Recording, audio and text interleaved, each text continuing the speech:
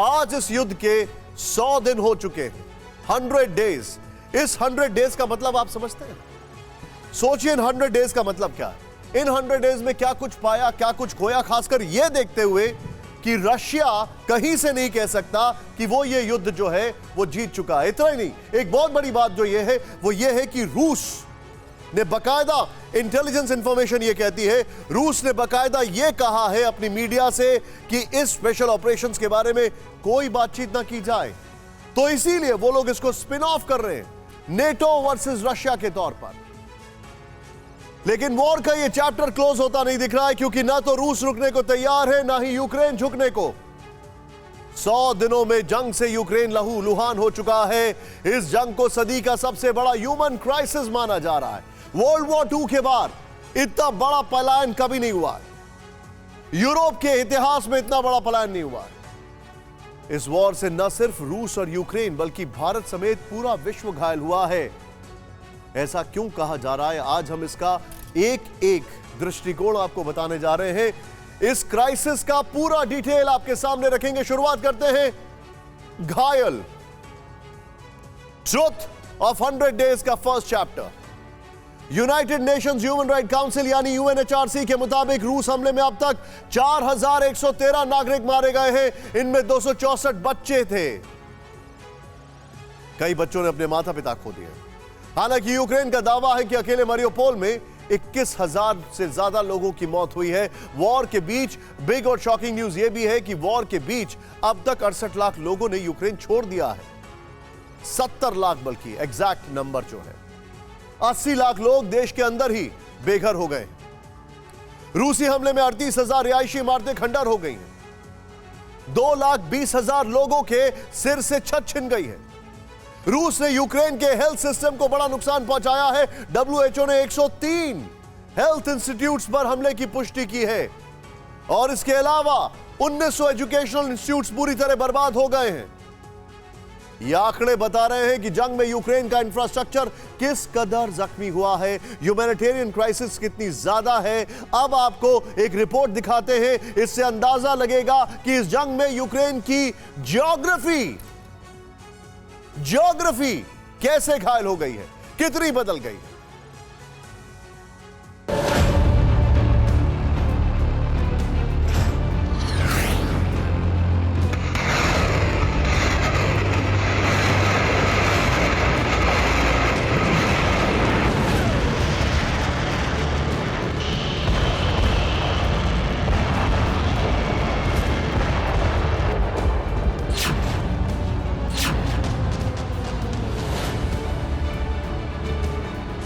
रूस यूक्रेन के बीच 100 दिन से जंग जारी है।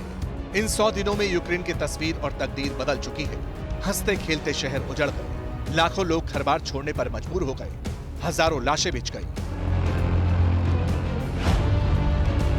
कई बदनसीब ऐसे हैं जिन्हें अपनों की मौत पर मातम मनाने तक का वक्त नहीं मिला।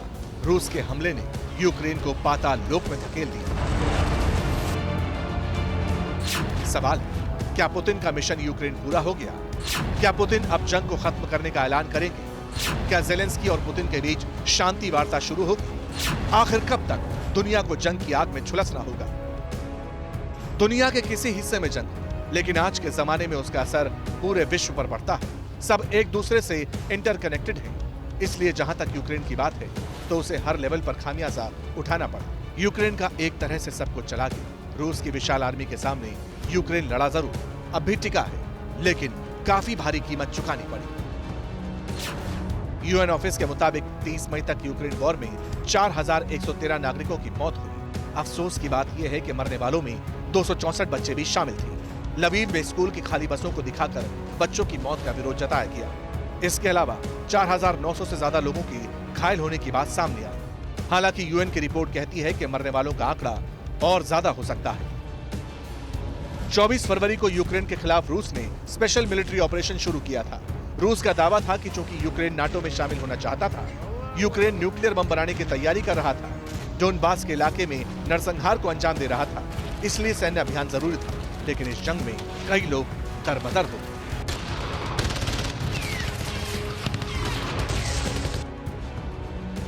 (2021) में जहां यूक्रेन की आबादी 4.3 करोड़ थी, वो अब घटकर 3 करोड़ 70 लाख रह गई। रूसी हमले की वजह से यूक्रेन के 68 लाख लोगों को पलायन के लिए मजबूर होना पड़ा, यानी हर 6 में से 1 यूक्रेनी को देश छोड़ने के लिए मजबूर होना पड़ा। यूएनएचआरसी की रिपोर्ट के मुताबिक इन 68 लाख लोगों में से लगभग 36 लाख लोग पोलैंड पहुंचे हैं, जिसकी वजह से वहां की जनसंख्या में 10% का उछाल आ गया। वहीं दूसरी तरफ 80 लाख लोग यूक्रेन में आंतरिक रूप से विस्थापित हुए हैं।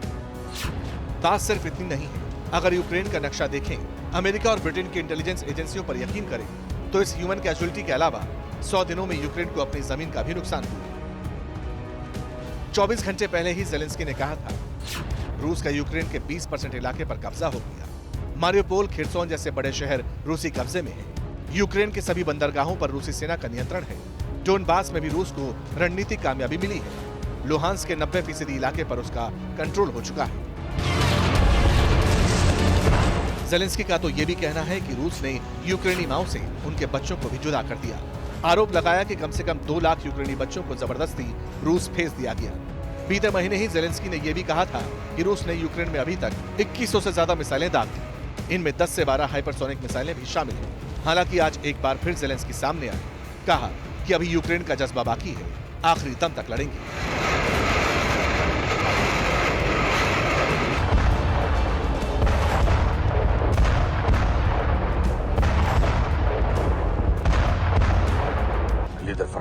हम 100 दिनों से यूक्रेन की रक्षा कर रहे हैं। इस जंग में जीत हमारी ही होगी। जब तक जान है तब तक हम लड़ते रहेंगे। इतना सब हो गया, एक देश मरघट में तब्दील हो गया, लेकिन पुतिन ने 100 दिन में एक बार भी यूक्रेन का नाम नहीं लिया। पुतिन ने तो इसे वॉर मानने से ही इनकार कर दिया। लेकिन ऐसा कब तक चलेगा? ये लाशें बिछना कब बंद होगी? बारूदी बारिश कब खत्म होगी? युद्ध का अंत कैसे होगा? इसका फैसला तो पुतिन को ही करना है।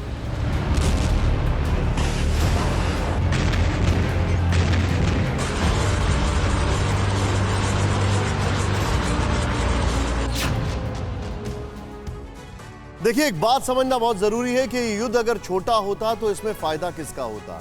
अगर छोटा युद्ध होता तो सबसे पहले फायदा होता रशिया का और यूरोप का। अगर युद्ध लंबा खिंचता है तो फायदा होता है अमेरिका का, क्योंकि वो उतना ही रशिया को पीछे धकेलता जाएगा। लेकिन अगर युद्ध लंबा खिंच रहा है तो एक बात कोई डिनाई नहीं कर सकता, वो कटु सत्य है। यूरोप और अमेरिका में जो यूनिटी आप देख रहे हैं, अमेरिका और यूरोपियन यूनिटी में आप जो देख रहे हैं, वो पूरी यूनिटी खत्म हो जाएगी अगर यह युद्ध लंबा खिंच गया तो। क्योंकि यूरोप बहुत दिन तक रूस के ऊपर लगे सैंक्शंस की मार नहीं झेल सकता। यस, यूरोप रूस के ऊपर लगे सैंक्शंस की मार नहीं झेल सकता। रूस तो बर्बाद हो ही रहा है, लेकिन यूरोप भी वो सैंक्शंस नहीं झेल सकता। सर्दी आते ही उनको वहां से हीट मिलती है। अनाज, फूड बोल, ब्रेड बास्केट रशिया ने रोक रखी है। गैस रशिया ने रोक रखी है। फर्टिलाइजर रशिया ने रोक रखा है। 100 दिन का युद्ध यह दुनिया के लिए ठीक नहीं है। जंग के 100 दिन रूस को क्या मिला, अब यह देखते हैं।